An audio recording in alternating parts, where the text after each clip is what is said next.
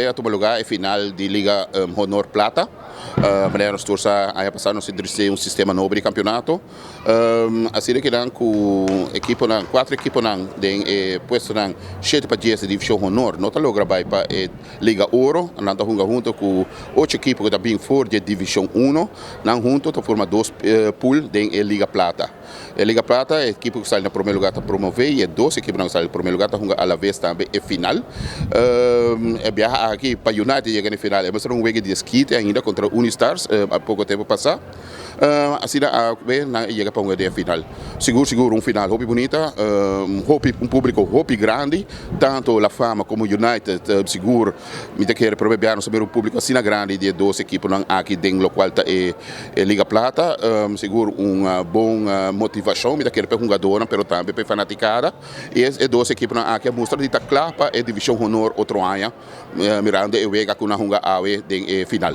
Realmente a hora de vega é a autoridade da refri, que toma a decisão conforme o regulamento, segundo sua interpretação, e a refri a decidir actuar segundo sua interpretação, aplicando o regulamento, e esse a conduzir, em verdade, lamentavelmente, pero já está parte de futebol, que o mestre saiu um total de 3 cartas coral.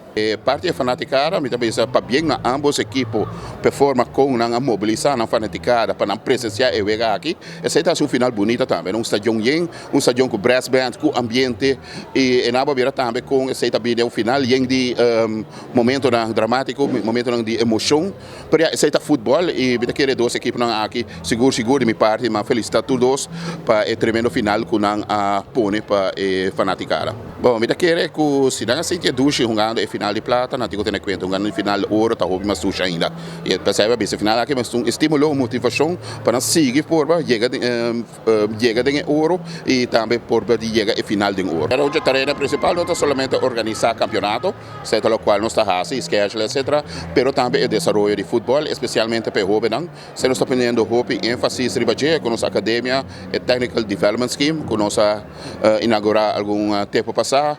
Nós também a seleção juvenil, pouco a pouco nós estamos percorrendo para melhor staff, melhor preparação, nós estamos ajudando o staff também, dando o suporte necessário para conseguir preparar a seleção nacional, juvenil e feminino melhor ainda.